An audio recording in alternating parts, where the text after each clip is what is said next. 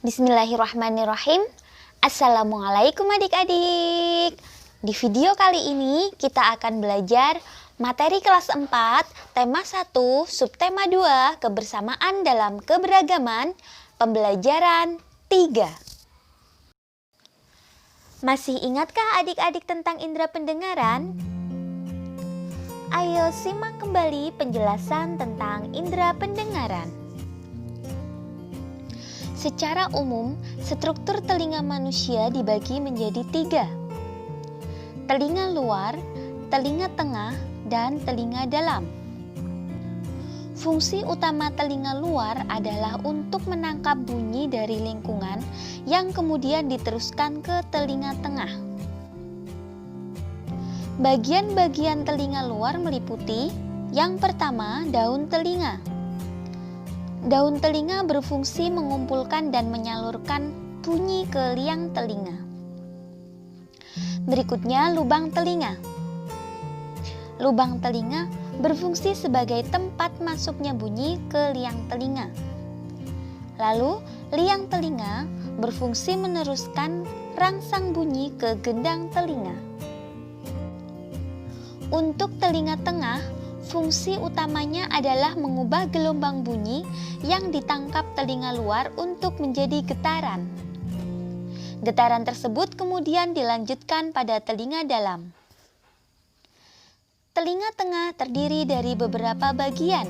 Yang pertama, gendang telinga, yang berfungsi untuk mengubah bunyi menjadi getaran. Lalu, 3 tulang pendengaran yang meliputi tulang martil, tulang landasan, dan tulang sanggurdi. Ini berfungsi untuk memperkuat dan menghantarkan getaran ke saluran telinga yang lebih dalam. Lalu yang ketiga, saluran eustachius. Saluran ini berfungsi untuk menghubungkan rongga mulut dengan telinga dalam dan mengatur keseimbangan tekanan udara.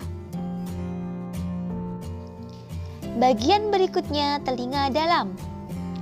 Fungsi utama telinga dalam adalah untuk mengubah getaran dari telinga tengah menjadi impuls listrik dan meneruskannya melalui saraf menuju otak. Telinga dalam terdiri dari 3 saluran setengah lingkaran yang berfungsi menjaga keseimbangan tubuh. Lalu, tingkap oval atau jorong yang berfungsi untuk meneruskan getaran ke rumah siput. Dan yang terakhir yaitu rumah siput atau koklea. Ini berfungsi untuk mengubah getaran menjadi impuls dan meneruskannya ke otak. Lalu, bagaimana cara kerja telinga untuk mendengar? Daun telinga menangkap gelombang bunyi dari luar kemudian diteruskan ke bagian telinga selanjutnya. Lalu, gelombang bunyi dari telinga luar diubah menjadi getaran. Getaran diperkuat dan diteruskan ke bagian telinga dalam untuk diubah menjadi impuls saraf. Impuls saraf diteruskan ke otak sehingga kita merasakan sensasi mendengar dan mengerti maksud dari suara tersebut. Selain mengganggu pendengaran, masalah pada telinga juga bisa mengganggu keseimbangan tubuh. Oleh karena itu, kita perlu menjaga kesehatan telinga dengan baik, agar organ pendengaran dan keseimbangan tubuh ini berfungsi dengan baik. Beberapa langkah yang dapat dilakukan untuk menjaga kesehatan telinga. Yang pertama, hentikan kebiasaan mengorek telinga. Banyak orang menggunakan cotton bud, jepit kertas, atau bahkan jepit rambut untuk membersihkan kotoran telinga.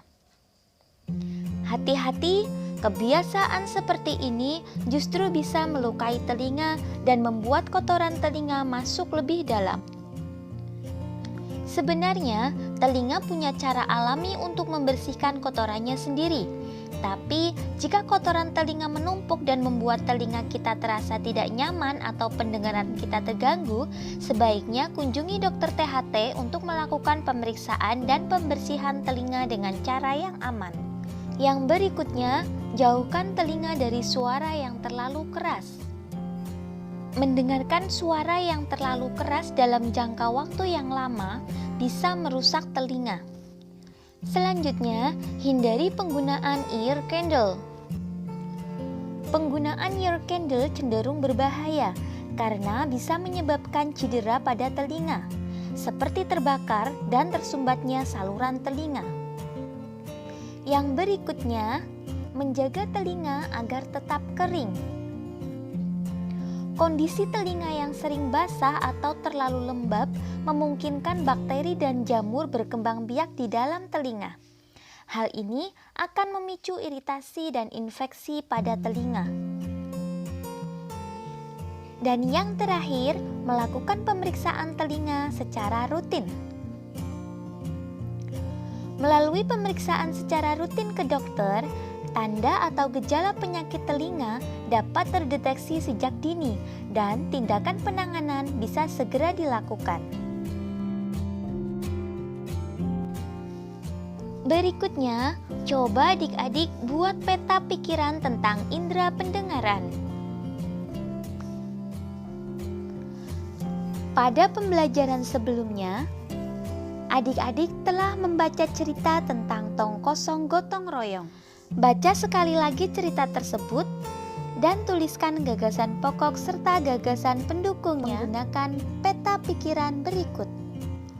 Kakak contohkan paragraf yang pertama. Ada yang berbeda setelah senam pagi pada hari Minggu ini. Warga berkumpul dengan berbagai peralatan dan perlengkapan di lapangan kampung. Beberapa drum kosong, bilah-bilah bambu, karung plastik bekas, dan ember bekas tersusun di pojok kiri lapangan. Di pojok lain terlihat tumpukan kaleng cat, kuas, wadah cat, dan beberapa peralatan lain. Apa yang akan dikerjakan oleh warga hari ini? Untuk menemukan gagasan pokok, maka temukan dulu kalimat utamanya.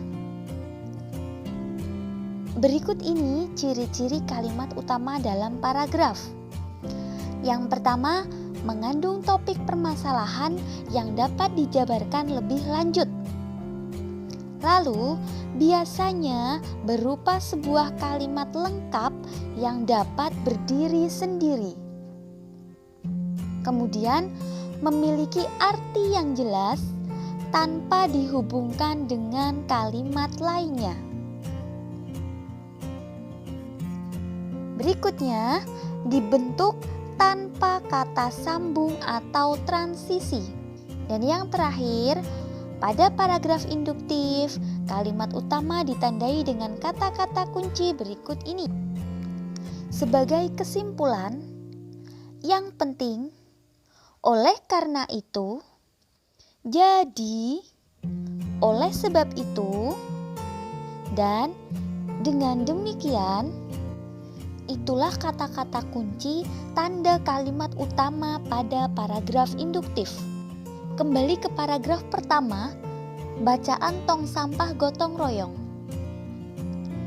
Berdasarkan ciri-ciri kalimat utama yang kita bahas tadi, maka yang termasuk kalimat utama yang mengandung topik yang lengkap dan bisa berdiri sendiri, yaitu kalimat kedua.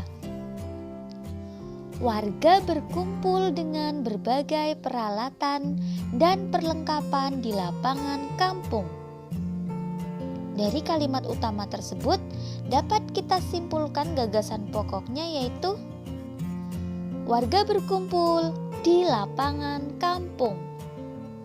Untuk paragraf 2 dan 3, silakan adik-adik berusaha menemukan secara mandiri gagasan pokok dan gagasan pendukungnya. Alhamdulillah, sekian video pembelajaran kali ini. Banyak kekurangan kakak mohon maaf. Selamat belajar. Semoga diberi kemudahan oleh Allah Subhanahu